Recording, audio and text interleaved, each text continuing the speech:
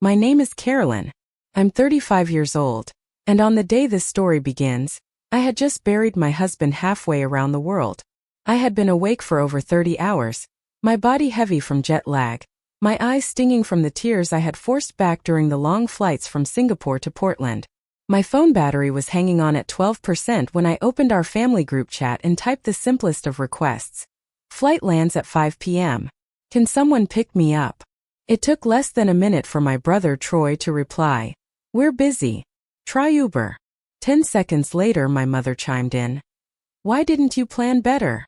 I stared at the glowing screen in the dim cabin light, my fingers trembling around the phone. The smell of stale coffee and the muted roar of the plane faded beneath the hollow thud in my chest.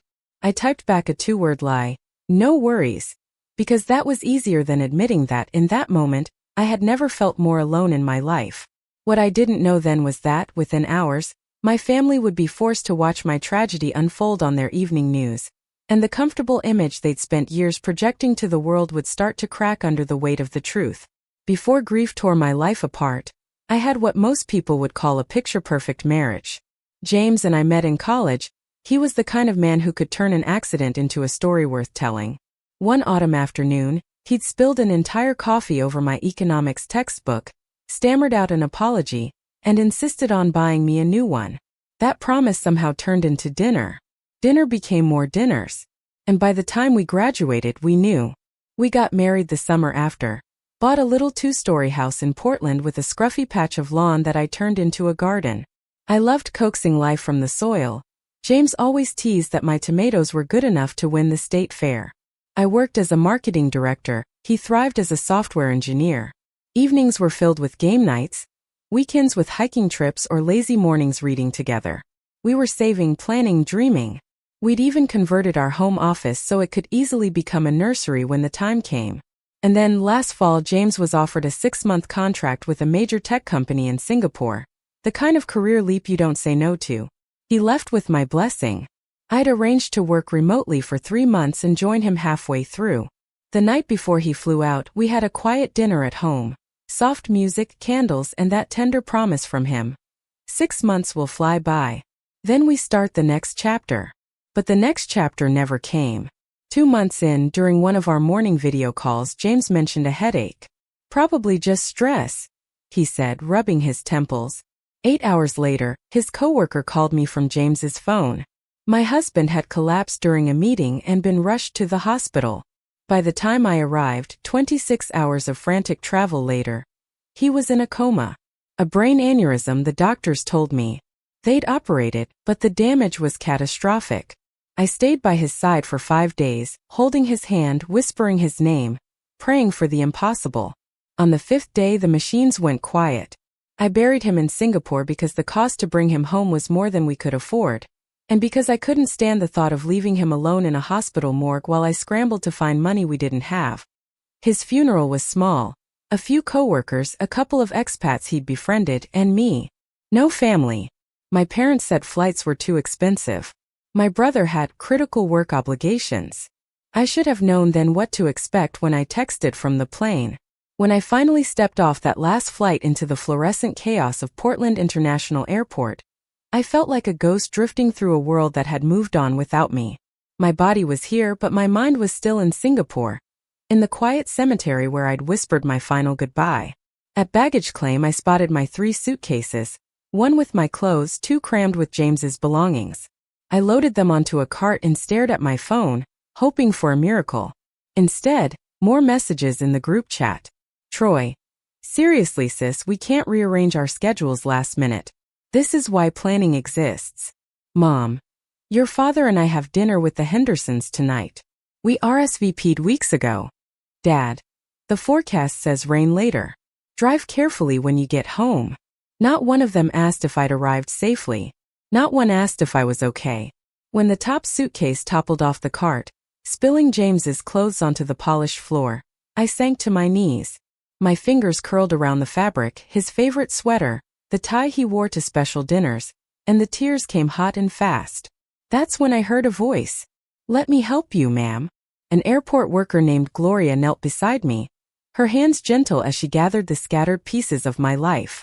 Are you all right? she asked. It was such a simple question, one my own family hadn't thought to ask. I told her the truth. My husband died. I just buried him in Singapore. Her eyes softened. She stayed with me until my ride arrived. A ride I had to order myself. That night I thought the worst was over. I didn't know the real storm was still waiting for me at home. I reached my driveway a few minutes past 6. The sky already turning the bruised purple that tells you a winter storm is about to muscle in. The rideshare driver, a kind older man named Paul, insisted on helping me carry the suitcases to the porch. He looked at me the way strangers sometimes do when they sense something is broken but cannot name it. I told him I was fine. People hear fine and move on. It's a word that lets you stay invisible. The porch light didn't come on when I flipped the switch. I told myself the bulb was burned out. The key turned stiffly in the lock like the house was startled to feel my hand again. When the door swung open, the air that blew out felt colder than the outside. My breath fogged as I rolled the suitcases over the threshold. I had texted my mother the day before to ask if she'd adjust the thermostat. She'd thumbed back a quick, of course. But the little screen on the wall was blank, a dark square in a pale frame. I tapped it. Nothing. The silence that followed was not the comfortable hush of a home at rest. It was the hollow kind where even the floorboards seemed to hold their breath. In the entryway, the basket we used for mail overflowed, envelopes and pizza coupons spilling onto the hardwood. My brother had promised to swing by and collect everything. No worries, he'd said. That phrase had begun to feel like an insult. I wheeled the suitcases to the foot of the stairs and walked into the kitchen. The refrigerator groaned when I opened it, as if embarrassed by itself. An old jar of olives floating in greenish brine, a bottle of ketchup crystallized at the tip, a plastic container sprouting something gray and ambitious. I closed the door and stood with my hands on the cool metal, feeling the pulse in my wrists throb against it. There is a particular flavor of exhaustion that follows grief. A sour metallic taste at the back of your tongue that even water can't wash away. I thought about the kind of woman my mother wanted me to be, the kind who shrugs and orders takeout, who sips tea and calls it dinner. Instead I swallowed air because it was the only thing I had. Upstairs, our bedroom was exactly as we'd left it the morning James flew to Singapore. His side of the closet stood open, sleeves hanging at attention, shoes lined up as if expecting inspection. I pressed my face into the flannel shirt he wore on lazy Sundays. The scent was gone, replaced by the clean, lonely smell of a space untouched too long. I sat on the floor and let the quiet press against my ears until I could hear my own heartbeat. I didn't have the strength to change the sheets. I dragged a throw blanket off the bed and curled into the armchair by the window, still wearing my coat. Outside, neighbor windows glowed warm gold across the street. In one, a woman in a red sweater set a casserole on a table while a child danced around her. In another, a man in a beanie laughed at something on his phone and leaned into a second person out of frame. I closed my eyes and counted my breaths like the nurse had taught me at the hospital in Singapore. Slow in for 4, hold for 4, out for 6. Sometimes you trick your body into thinking it's safe until your mind catches up. I must have fallen asleep because the sound that woke me was unfamiliar. A gurgling. Wet and insistent. At first it slipped into a dream where James and I were on a ferry between islands, the ocean slapping the hull. Then a drip struck the crown of my head, cold and precise as a finger. I sat up, blinking into a gray morning, and heard the sound resolve into something terrible, water moving where water should not be. Downstairs, the kitchen ceiling had bloomed a dark, spreading flower. A line had ruptured in the ceiling, a ragged mouth spilling a steady stream that cascaded over cabinets and down walls. Water lapped my ankles, wicked up the legs of the breakfast stools, tugged at the edges of the jute rug with a greedy hiss.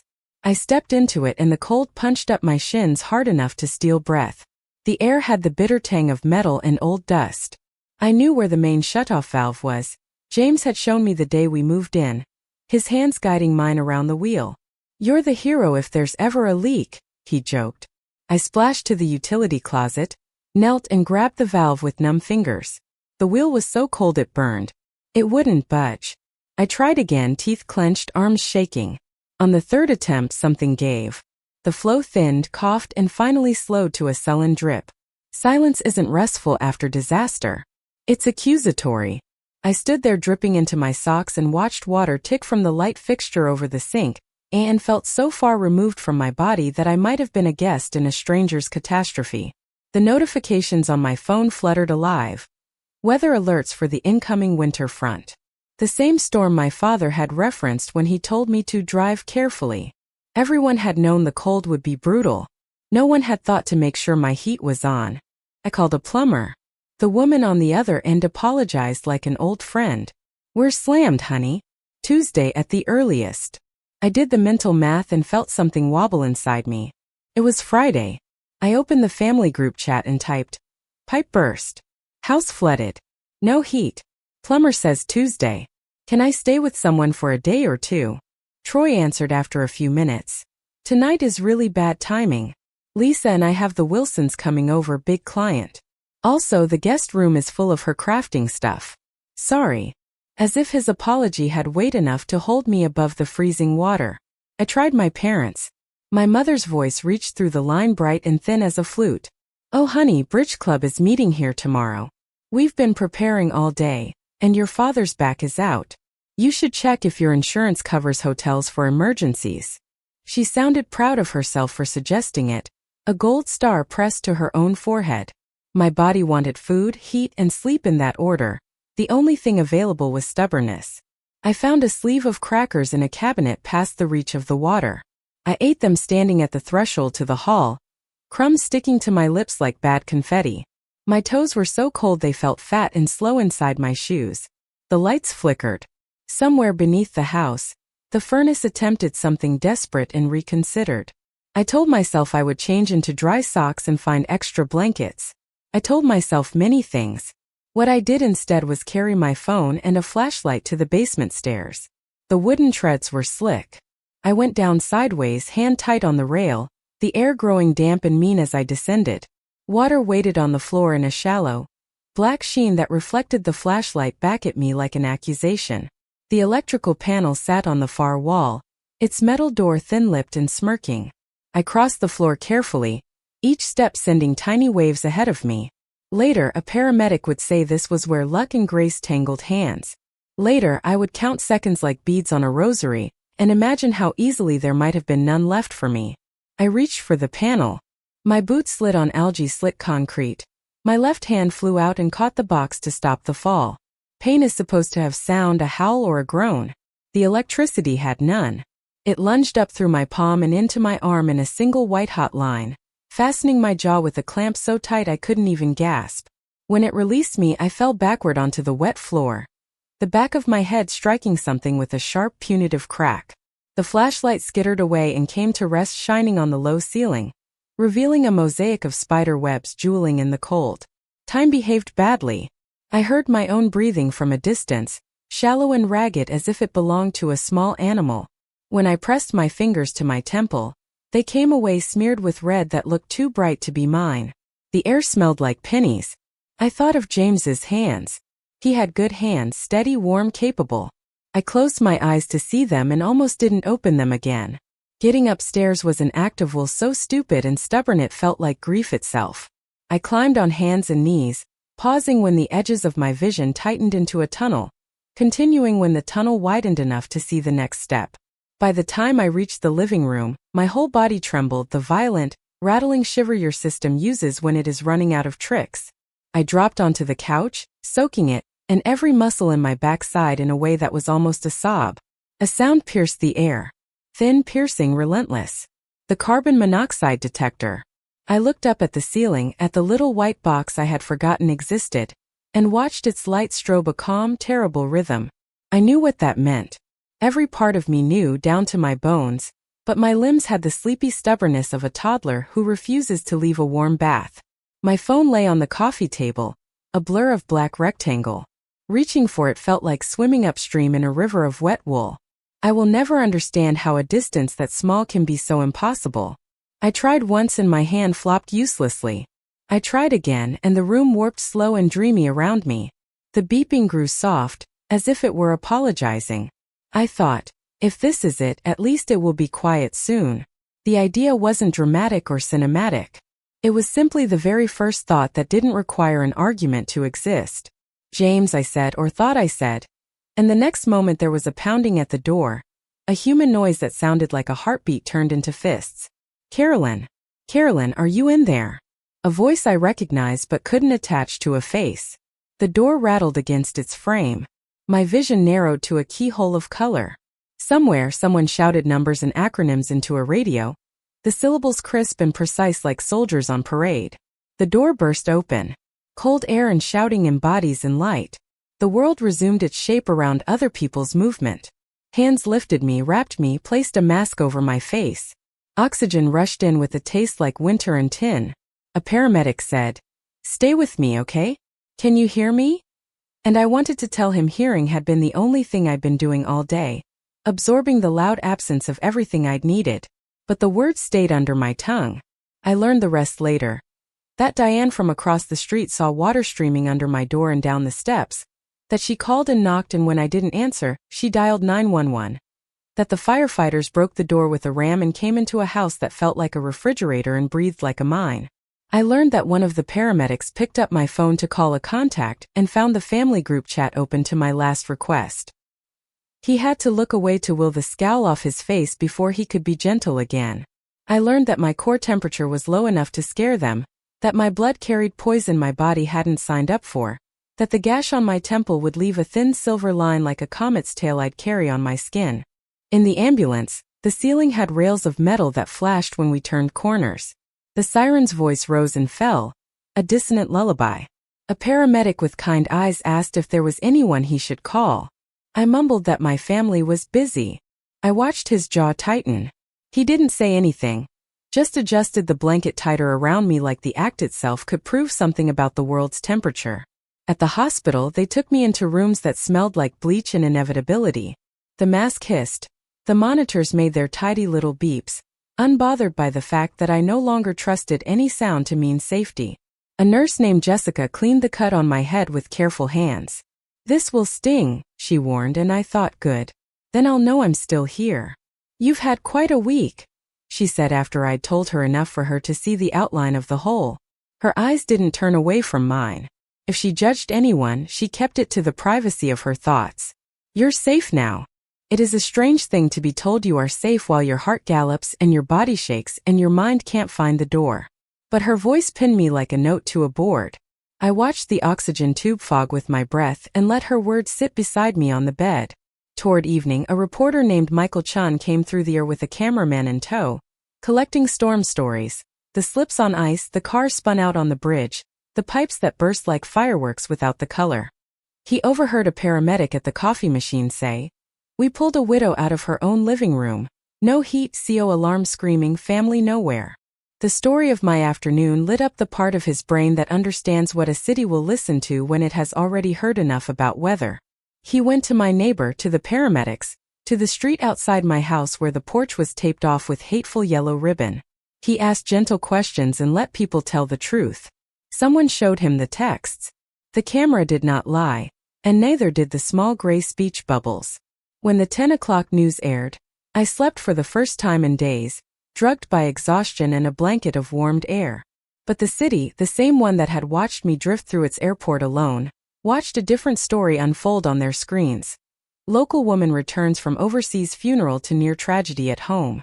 Photos of emergency vehicles outside my house. A shot of the carbon monoxide detector whisked into a bag. Diane's voice tight with remorse. The paramedic's jaw set as he said. Her family group chat said, "Try Uber." A hashtag began to bud on the lower third of the screen. Hashtag no worries. In the morning, I would wake to a stack of messages from strangers and the sudden theatrical arrival of family. I did not yet know any of that as the hospital settled around me. Jessica dimmed the lights and set her hand, warm and ordinary, on my shoulder for a moment longer than protocol requires.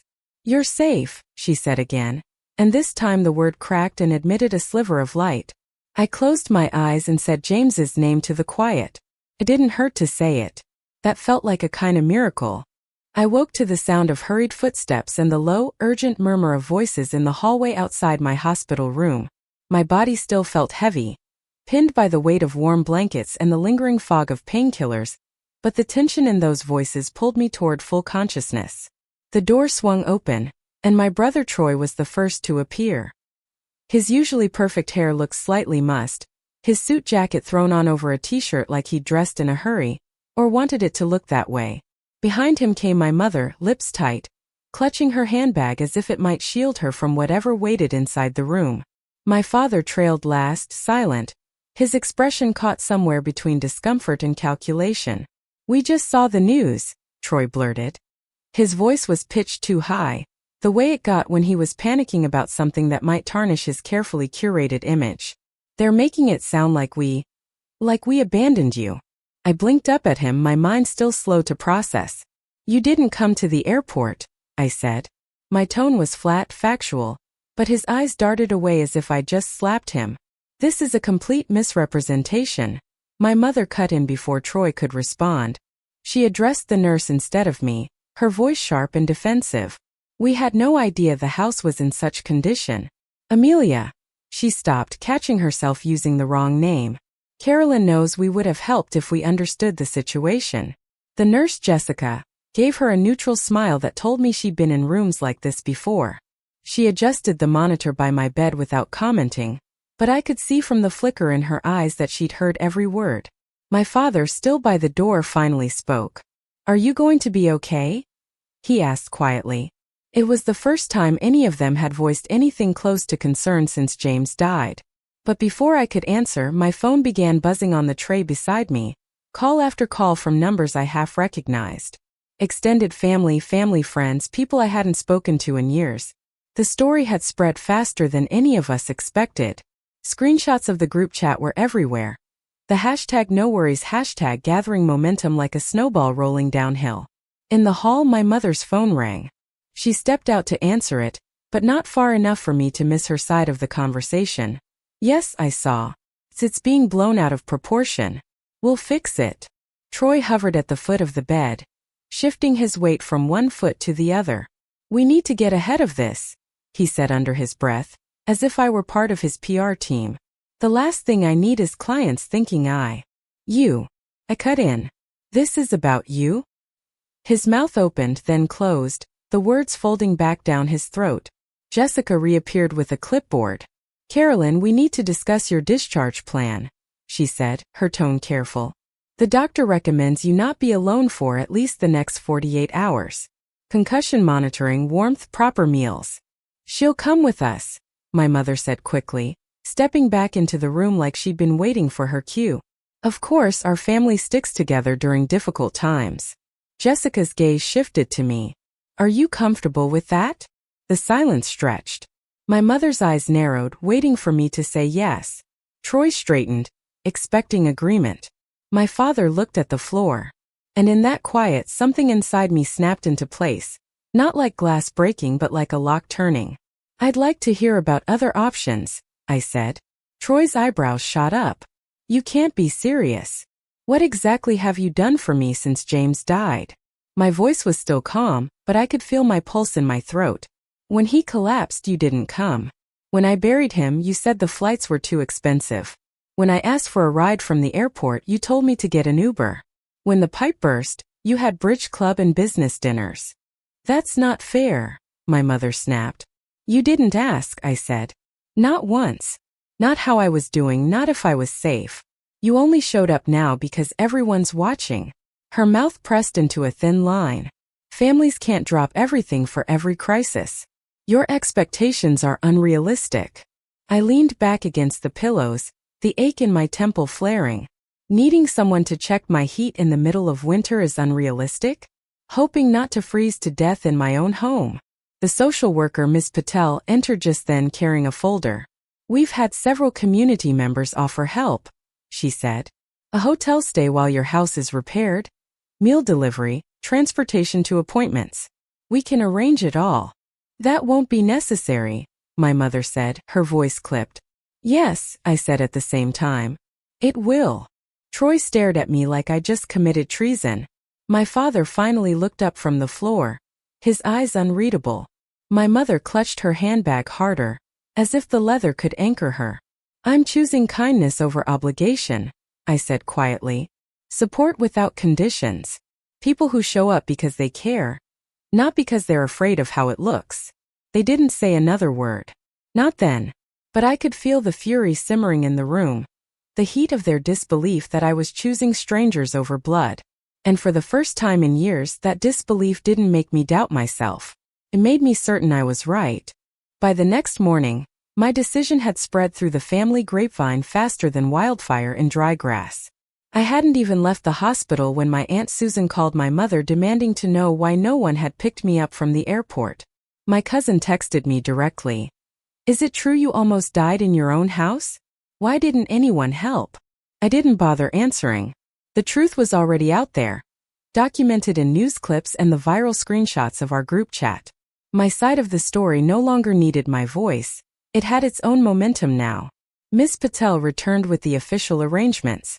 "The Riverview Hotel has offered you a 2-week stay while repairs are underway," she explained, handing me a printed itinerary. "Meals will be delivered daily. The plumbing and restoration companies are already on site at your house. A neighbor volunteered to check in on your garden to make sure nothing dies in the cold. And the grief support group we discussed meets twice a week at the community center." My mother's nostrils flared like a horse catching an unfamiliar scent. "We can manage her recovery just fine," she said, her tone strained but coated in sugar. "Family takes care of its own." "Family had the chance to do that," I said, my voice steady, "and didn't." Troy shoved his hands in his pockets, avoiding my eyes.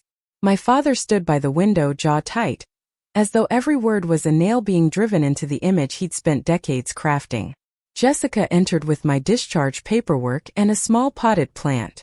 "From the nursing staff," she said with a faint smile. "A little warmth for your new space." I thanked her, feeling the genuine care in the gesture. It was the kind of thoughtfulness my family seemed incapable of, small but deeply human. When the transport aide arrived with a wheelchair, my mother made a show of gathering my things.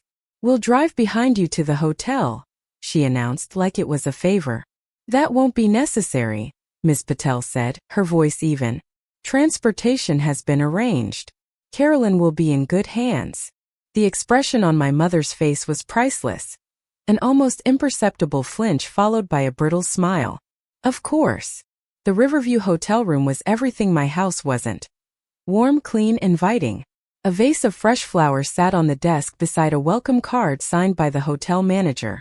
The view overlooked the river, the water catching late afternoon light in a way that made it look like molten gold. When the door closed behind the bellhop, I stood in the quiet for a moment, letting it sink in. This wasn't just a change in location. It was a boundary made real, for walls and a lock between me and the people who had let me down. Dinner arrived promptly at 6. A steaming bowl of chicken soup, a fresh roll and a slice of apple pie.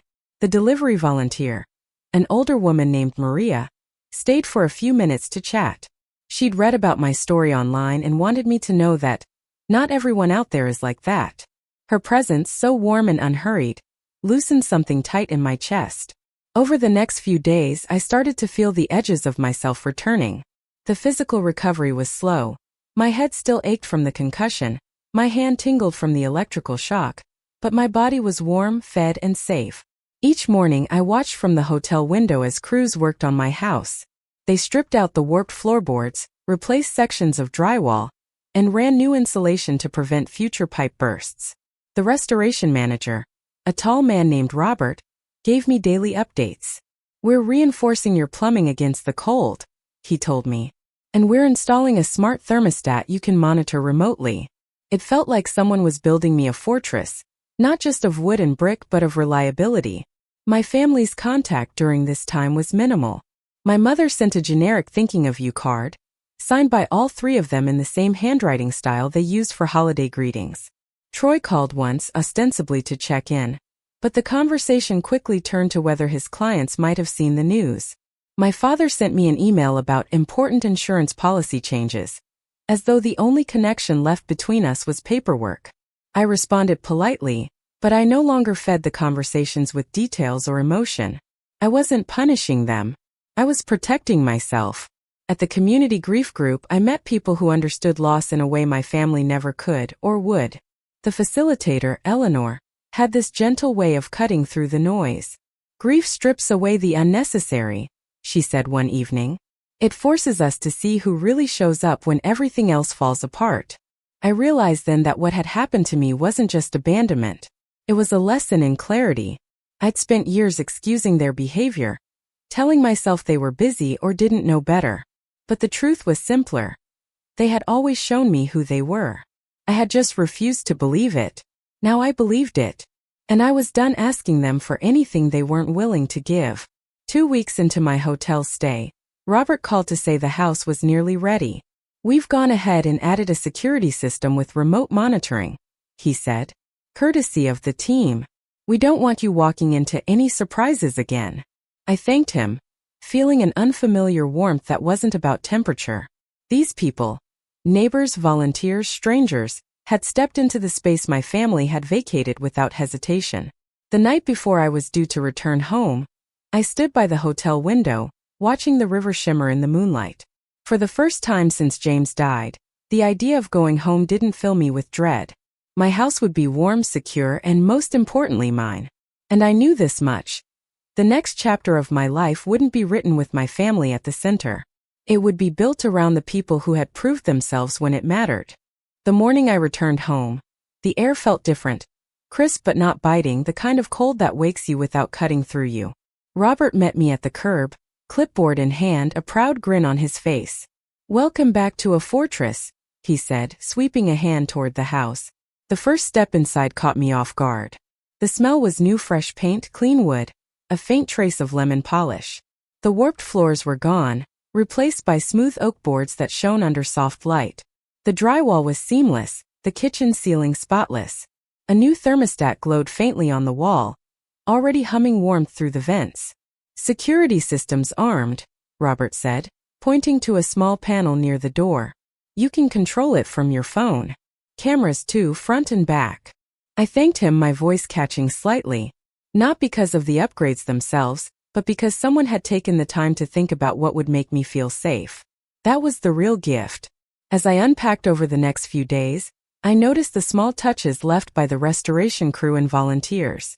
A note tucked inside my cleaned kitchen drawer that read, "We're rooting for you, Maria." A new welcome mat that said, "You're home."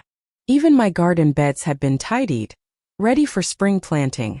The house was warmer now than it had ever been, not just in temperature but in presence. It was mine, and no longer tied to the weight of waiting for someone else's approval to make it feel like home. I wish I could say my family stayed quiet, but the truth is, they began circling again once it was clear the public attention hadn't faded. The story had burned hot for 2 weeks before local coverage slowed, but the hashtag no worries still popped up online from time to time. My mother called one evening while I was making tea. "Your father and I were thinking," she began in the tone she reserved for making proposals sound like favors, "it might be nice if we all had dinner together. Just the 4 of us. To mend fences."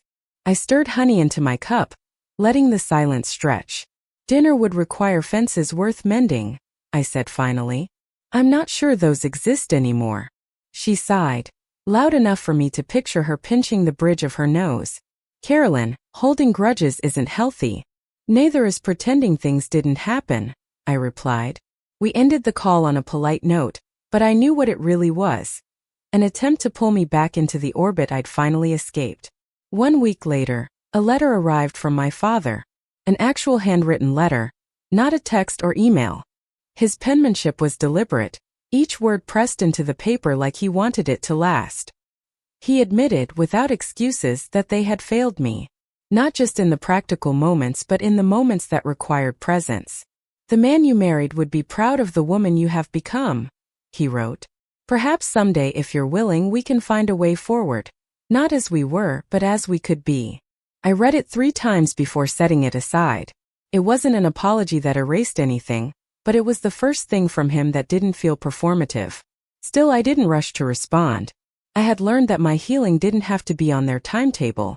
In the meantime, I began working on something that gave me a sense of purpose I hadn't felt in months: the James Henderson Memorial Scholarship for International Education. Using part of the life insurance payout that had finally cleared, I partnered with our alma mater to create an endowment for students studying abroad. The scholarship would cover not just tuition and housing, but emergency travel funds for family members, something I wished I'd had when James collapsed in Singapore. Every clause in the application guidelines was a direct response to a hardship I had faced. emergency medical support, grief counseling, travel contingencies. It was a blueprint for safety in situations where people are most vulnerable. The process was healing in a way I didn't expect. It turned the raw edges of grief into something structured, tangible, and forward-looking. It gave James's absence a purpose, and me a reason to get up in the morning. By early spring, the first scholarship recipient was chosen. A bright-eyed junior named Angela, set to spend a semester in Japan. I planned a small gathering at my home for the announcement. Close friends, neighbors who had stepped in during my crisis, members of the community who had donated to the scholarship fund. I sent invitations to my family, knowing full well they wouldn't come. They didn't disappoint. Each declined with vague, prior commitments. The day of the gathering, sunlight spilled across the living room. Angela stood by the mantel holding her award certificate, her smile radiant. "This scholarship means I can take this opportunity without worrying what happens if something goes wrong," she said to the group.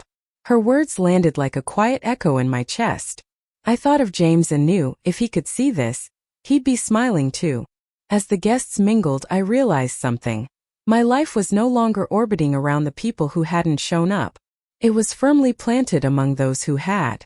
That was my real comeback. Not money, not public sympathy, but building something lasting out of the ruins they'd left me in.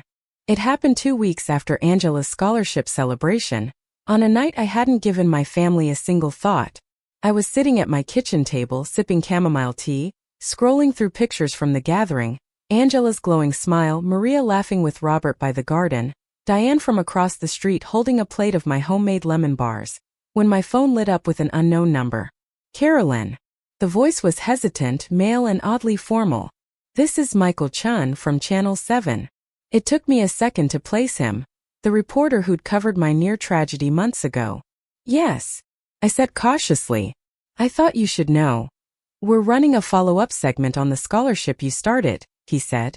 "It's been incredibly well received. The community response is huge." "That's great to hear," I said, genuinely touched. He cleared his throat. "And well, I wanted to give you a heads up before it airs tonight. We're including a short piece about how this all began, your story, the support you received from strangers, the lack of support from your family." He paused. "We've had multiple community members ask why they didn't see your parents or brother at the event." A slow, almost imperceptible smile tugged at my mouth. "And what did you tell them?"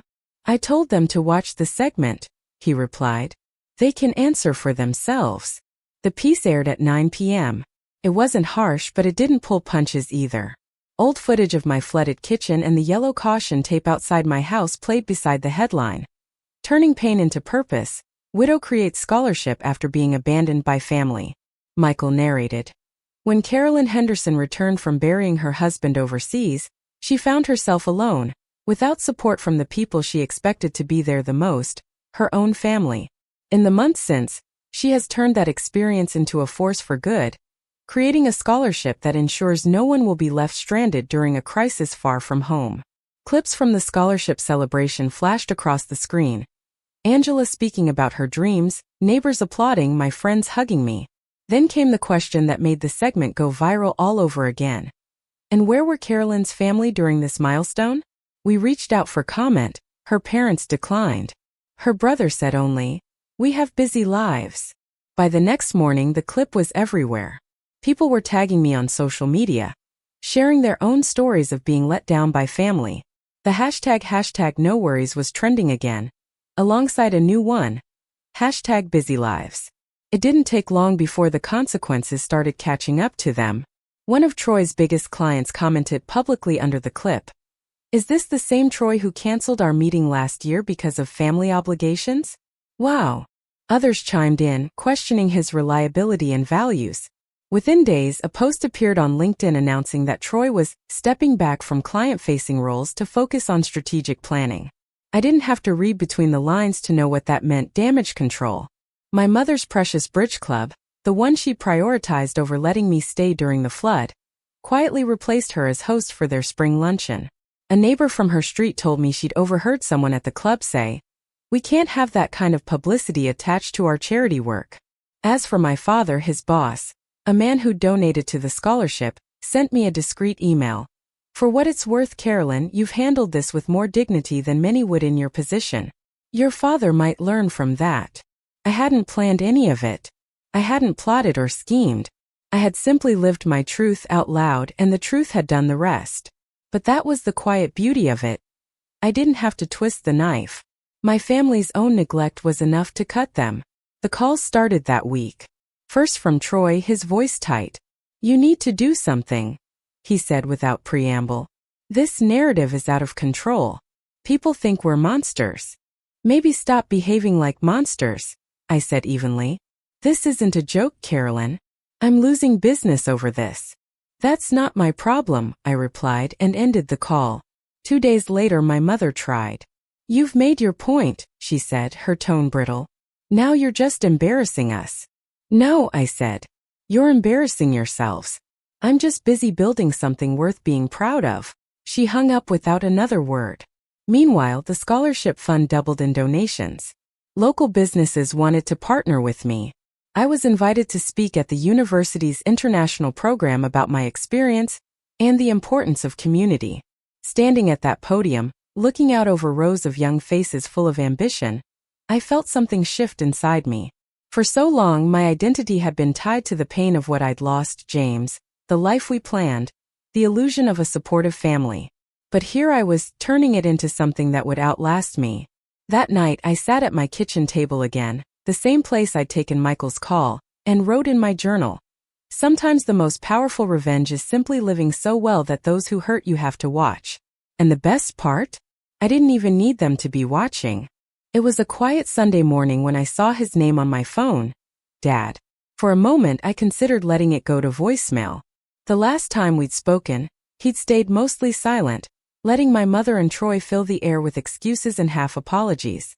But something in me, curiosity maybe, made me swipe to answer.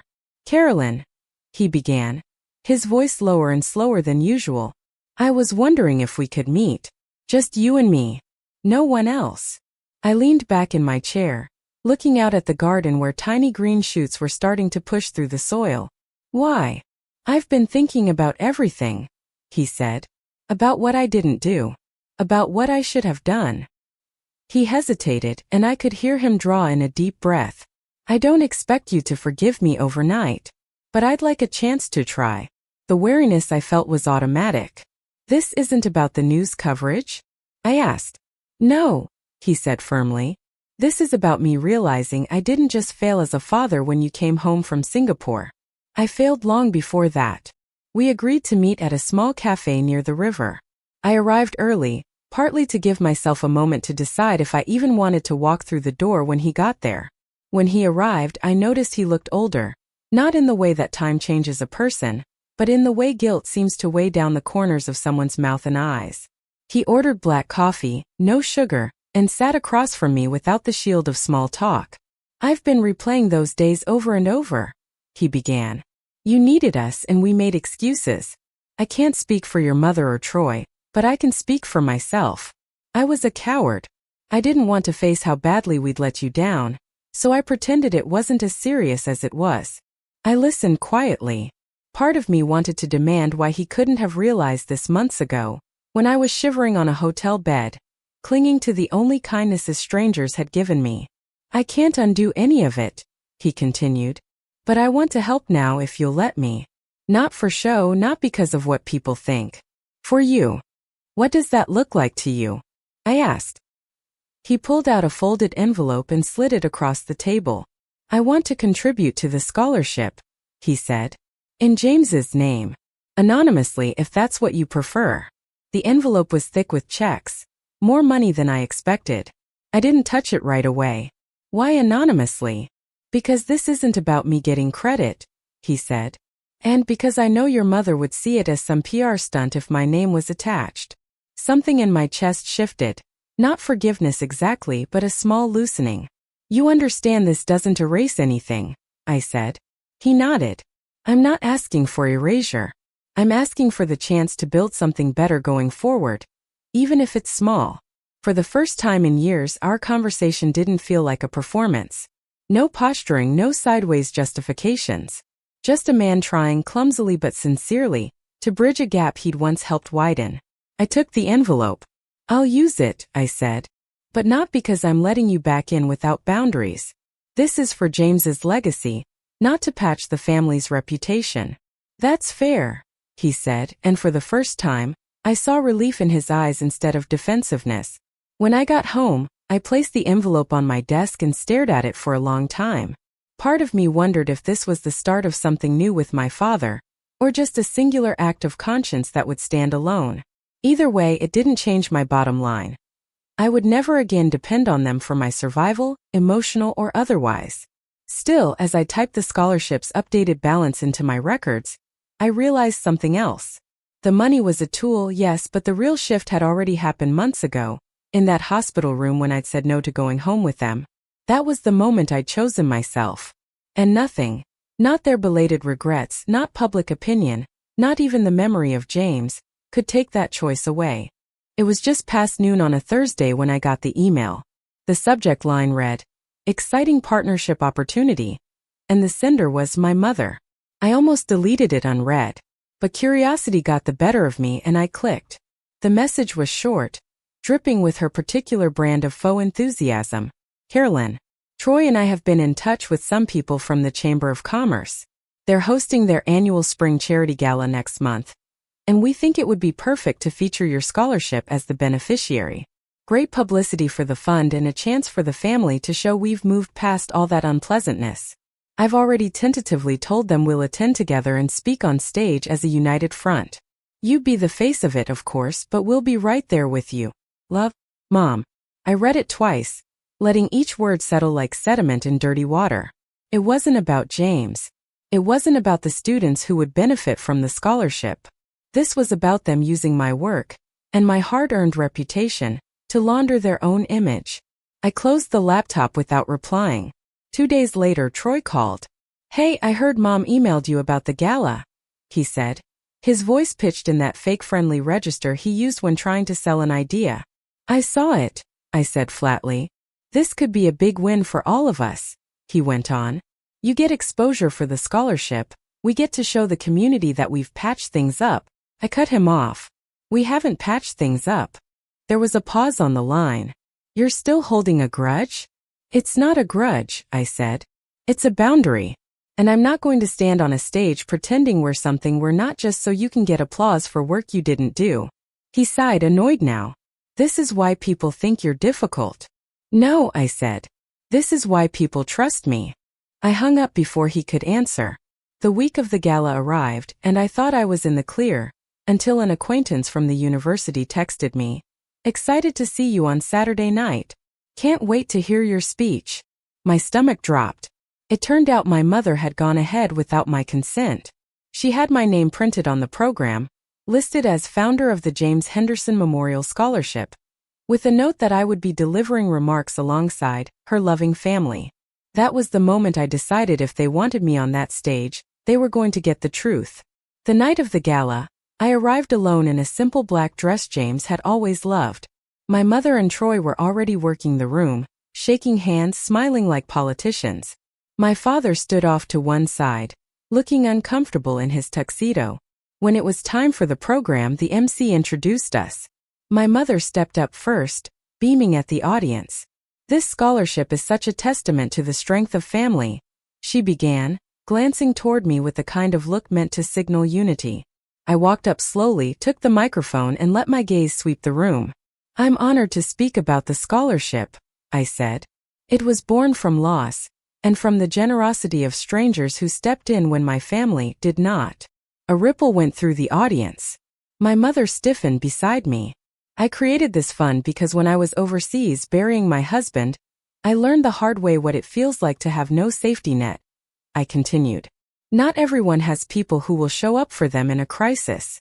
That's why this scholarship exists, to make sure no one has to depend on help that never comes." I didn't look at my family again. I didn't need to. The silence between my words said everything. When I stepped down, applause filled the hall. Not polite, not hesitant, but warm and sustained. I felt it all the way to my bones. Later, as I slipped out, my father caught up to me near the coat check. "That took guts," he said quietly. "It took the truth," I replied. He nodded once. They won't forgive you for that. I didn't say it for them. And I walked out into the cool night air, knowing I had just closed a door I would never again be tricked into opening. The morning after the gala, I woke to a flood of messages. Emails from donors, texts from people I hadn't spoken to in years, social media tags from complete strangers. Clips of my speech were already making the rounds online, shared with captions like, "This is how you reclaim your truth," and "Family isn't always blood." By noon, my inbox had offers from 3 local businesses pledging recurring contributions to the scholarship. The university's Alumni Association emailed to say they wanted to make the fund their featured cause for the next semester's fundraising drive. Even a few high-profile community members, people I'd never met, reached out privately with words of support. The irony was almost poetic. My family had wanted to use me for their public image, and instead, my refusal to play along had only strengthened mine. The scholarship was suddenly in the spotlight again, but this time for the right reasons. 3 days later, the university invited me to meet with their board of trustees. I walked into that conference room expecting a brief chat and maybe a handshake or two. Instead, they offered to match every dollar raised over the next 6 months, effectively doubling the scholarship's impact. "We believe in what you've built," one of the trustees said. "And we believe in the way you've built it, authentically without compromise." I signed the paperwork on the spot.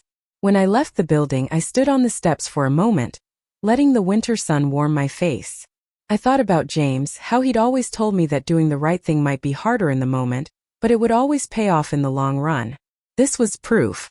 Meanwhile, word about the gala's awkward undercurrent had made its way back to my family. My mother sent a curt text. "You humiliated us. Don't expect us to invite you to anything again." I stared at the screen for a long time before typing back. "I never expected you to invite me to anything." Then I blocked her number. Troy didn't bother calling or texting. But I heard from a mutual acquaintance that his business had lost another major client. "They saw that clip from the gala," she whispered like it was classified information. "They didn't want their brand associated with whatever that was." As for my father, he sent a brief handwritten note. "You did what you had to do. I'm proud of you for standing your ground." I tucked it away in my desk drawer. Not because I believed this meant we'd have a perfect relationship, but because it was a rare moment of honesty I wanted to keep. With the matching funds secured, I started meeting with the university's international program team to discuss expanding the scholarship scope. We planned to add emergency medical coverage, counseling support, and even a mentorship program for recipients. The more we planned, the clearer it became. This wasn't just about honoring James anymore. It was about creating something that could outlive both of us. One night, while finalizing some documents, I realized I hadn't thought about my family in days. Not in anger, not in longing, not at all. They no longer took up space in my mind the way they used to. And that, I realized, was the real victory. The anniversary of James's death arrived with a gray, heavy sky over Portland, the kind of weather that made the air feel like it was carrying someone else's sorrow. I packed light. A single carry-on with clothes, a leather-bound journal, and the small potted succulent that had sat on my desk since the day I started the scholarship fund. Singapore was already alive when I landed. The humid air wrapped around me like a living thing, and for a moment, I just stood on the curb outside the airport, letting the sound of the city wash over me. The hum of traffic, the chatter of street vendors, the far-off whistle of a ferry's horn. The cemetery was just as I remembered. The same stone arch at the entrance, the same winding path shaded by lush trees. Birds chattered in the canopy above as if nothing had changed. James's grave was simple and dignified, the marble polished to a soft sheen. I knelt beside it, placing the succulent at the base, its tiny green leaves bright against the pale stone. "Hi, love," I said softly. My voice didn't catch this time. A lot's happened since I was here last. The scholarship's growing faster than I thought it would. Angela's already sent me postcards from Japan. She's thriving. I think you'd like her. I told him about the hotel stay, the neighbors who'd stepped in when family didn't, the gala, the matching funds from the university. I told him about the letter from my father, and how I didn't know yet where that road would lead. Then I told him something I hadn't said out loud to anyone. I stopped waiting for them to be the people I needed. And I think that's when I started to heal. The breeze shifted, rustling the leaves overhead, and for a second it felt like he was there. Just a presence, warm and steady, the way he always was when he held my hand. When I left the cemetery, I didn't feel the crushing weight I'd carried last time. Instead, there was a quiet certainty, a sense that I was carrying James forward with me, not leaving him behind. Back at the hotel that evening, I sat by the window watching the city lights reflect off the bay. I opened my journal and wrote, "Family is who shows up. Love is what remains when everything else falls away. And strength is knowing when to close a door and when to open a new one." For so long I had been defined by loss of James, of the life we planned, of the illusion that my family would be my shelter in a storm. But now I was defined by what I had built in the wreckage. A home that was truly mine. A community that chose me. A legacy for James that would outlive us both. I didn't need my family's approval anymore. I didn't even need their presence. What I had was better. My dignity, my boundaries, my peace. As the plane took off for home the next day, I looked out over the glittering city below and whispered, "I think you'd be proud of me, James." And this time I didn't have to imagine his answer. I felt it in my bones.